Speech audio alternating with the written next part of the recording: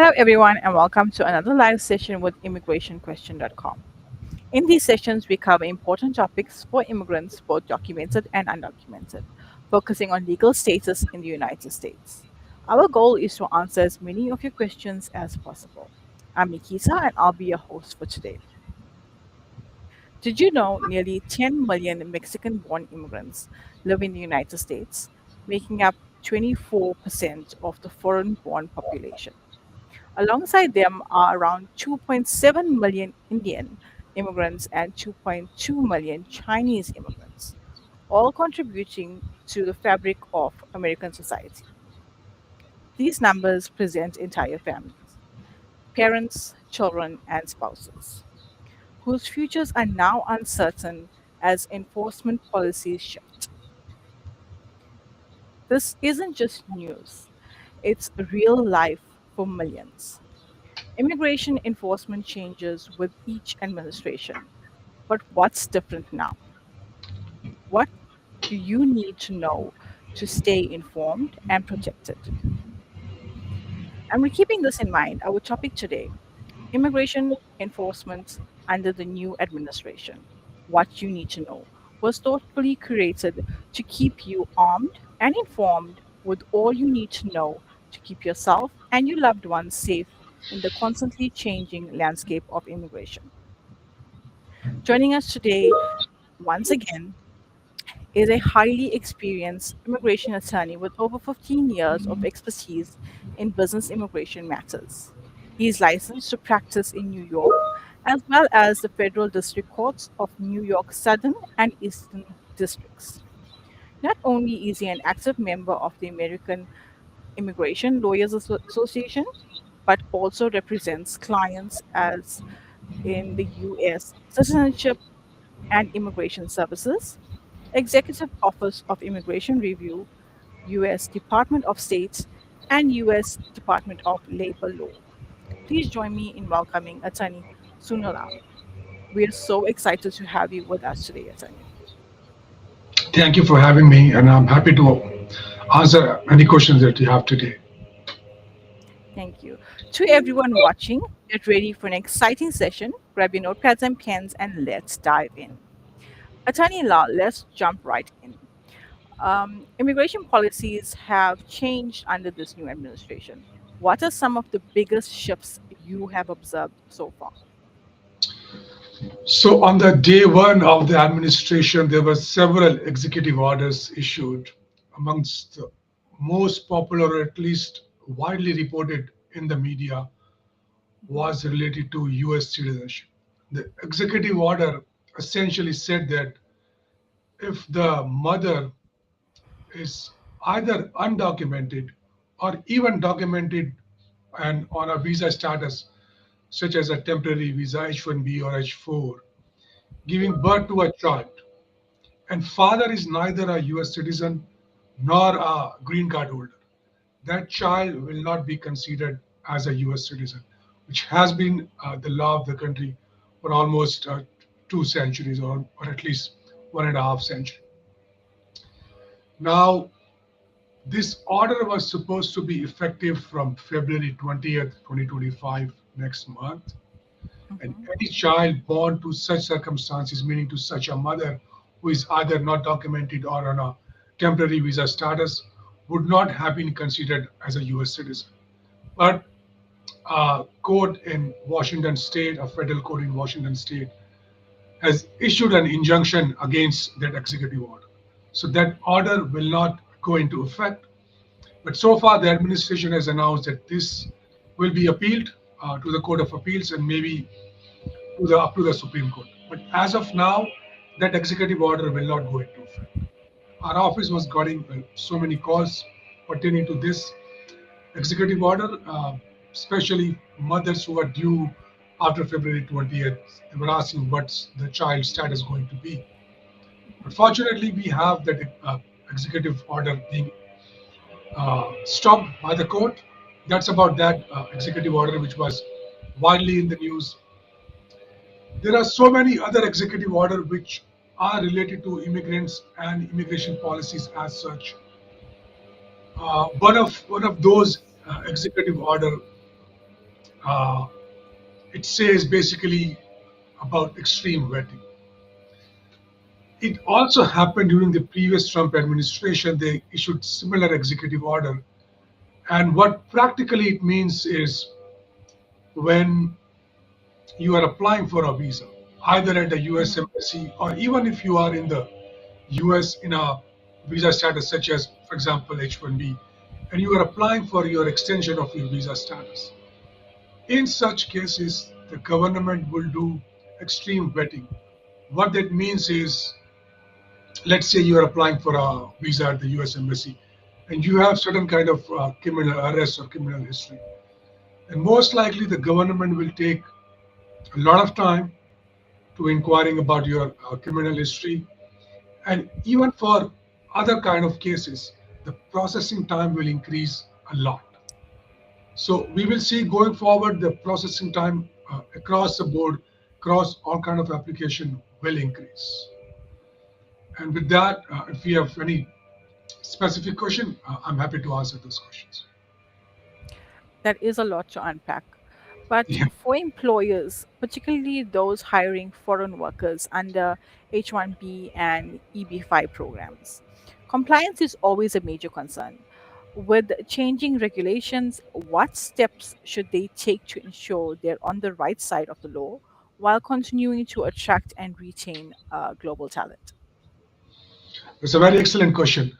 So far, the new administration has not announced specific policies concerning the employment-based immigration, such as H-1B or EB-5. But based on our previous experience with this Trump administration from 2016 to 2020, we can expect that employment-based immigration, including H-1Bs, will get harder and harder. It is expected that new administration will announce certain restrictive policies which will restrict to a certain extent the high skilled immigration or H-1B visas as such. Interesting. So, at Tanila, we've seen a spike in enforcement action, particularly in workplaces and certain communities. What should individuals and employers be doing right now to prepare and protect themselves? It's an excellent question. So I'll give you a very straight answer on this. Let's say you are undocumented in the US and US Immigration and Customs Enforcement ICE knocks on your door. So what you can do, what you cannot do. Mhm. First of all, you are not obligated to open the door unless and until they have a judicial order to search your home. So what you can do is you can ask them to pass that order under your door, or maybe they can show it through the window. Once you can see the order, make sure the order is issued by a judge, signed, it has your name and address. That particular order signed by a judge is different from a removal order or a deportation order. If it is not signed by a judge, or even if it is signed by a judge, if it has your wrong name or incorrect address, you need not open your door to your house. You need not let those people inside your home. And even if, let's say, they have a search warrant or an order from a judge, even if you are eventually arrested, you have right to remain silent and you have right to an attorney. You need not speak to them even if they arrest you. You can tell them, I just want to speak to my attorney. You can let them know if you already have an attorney, you can reach out to them. If you do not have an attorney, you can look for an attorney and then the attorney can fight on your behalf. Mhm. That's quite informative. So, we have seen also executive orders impacting asylum seekers and humanitarian programs. Many applicants are now stuck in limbo. What legal options do they have under this new enforcement landscape? So there are so many executive orders, and then based on those executive orders, the government is issuing certain policy memos. Mhm. For example, recently, like 2 days ago, the US Department of Homeland Security has announced that they will not continue the parole program, TPS status for immigrants for Venezuela. So people who are on TPS program and who are from Venezuela, their status are going to expire, which means uh, their work permit will be cancelled and they will not no longer be authorized to stay in the US. What these people can do, if they have a valid case for asylum, they can at least file for asylum application. And specifically, people who should be a little bit concerned about all these aggressive enforcement policies, people who have nothing pending with either with USCIS or with the Mhm. immigration court. At least if you have something pending, then government can only deport you by following a due process. But if you have nothing pending with any of the US government agencies, then you should be concerned and you should be speaking to an immigration attorney. Thank you for that, Attorney Lal. Welcome to our audience. If you're just joining us, we're thrilled to have Attorney Sunolal with us today, a respected immigration expert who's contributed greatly to today's topic. This is immigrationquestion.com, a platform that makes immigration easier. Ask your question in any language and get connected with a verified attorney who can provide legal guidance. You may even get a free confidential consultation. Visit www.immigrationquestion.com and sign up today. Attorney Lal, as a familiar face on the show and someone who helps immigrants every day, what are your thoughts on immigrationquestion.com and how it supports the immigrant community? I think it's a great platform. Attorneys who want to use it, and it connects individuals who are looking for an immigration attorney to Mhm. right immigration attorneys. It's a great platform. Thank you. Attorney Lal, this has been a great conversation. Now it's time for questions and answers. Drop your questions in the chat and we'll answer as many as we can.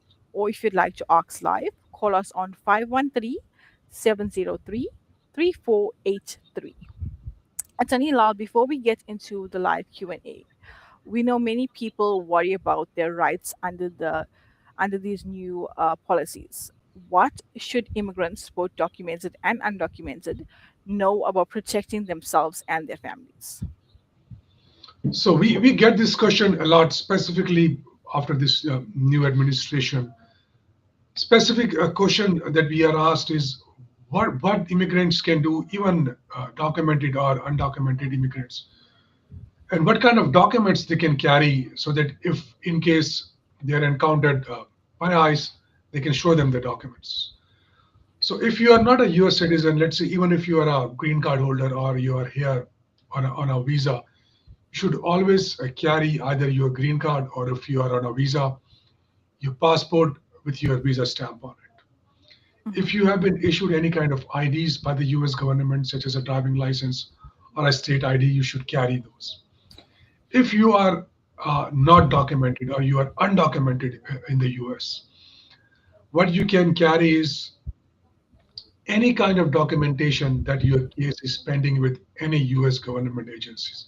For example, if your asylum case is pending with USCIS, you can carry a receipt of your 589 form, or you can carry your biometrics notice.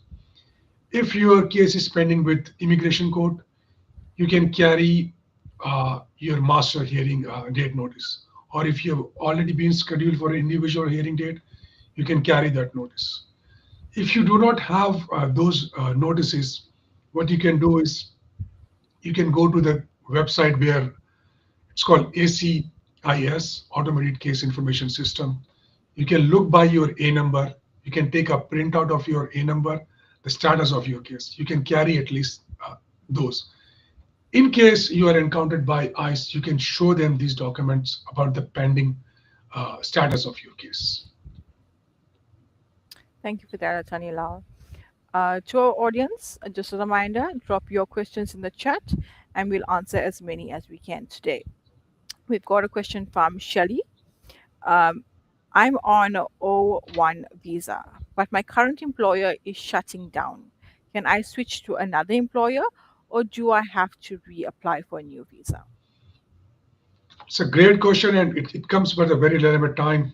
So first of all, to answer that question, if the employer is shutting down, of course she can change to a different employer. But the reason I said it come at a great time. Recently, USCIS changed its policy with respect to O1 visa. So if you are on O1 visa or you want to apply for O1 visa, you can kind of self-sponsor yourself. What it means is you can form a company where you can be a sole owner or 100% owner or maybe a majority owner. And that company can sponsor you for an O1 visa. So in this case, what Ms. Shelley can do is she can either switch to a different employer, or if she cannot find a new employer, she can form a new company, typically an LLC, and then that LLC can be the petitioner for her O1 visa. That's quite interesting. So we have another question from Williamson. In this new administration, I'm worried that the green card renewal process will become harder and take longer. What do you think, please? So if you are already a green card holder and you are just applying for renewal of your green card, Hmm. you will file Form I-90. Specifically to this question, there is nothing to worry about. Only thing that I would concern about is, as I said, the processing time across the board will increase. So as such, nothing to worry about. But once you file it, just be prepared that it will take a longer time than normally that it would take. Thank you, Atanila. We have another one from Mohammed. If ICE comes to my house or workplace, what are my rights? Should I answer the door or talk to them?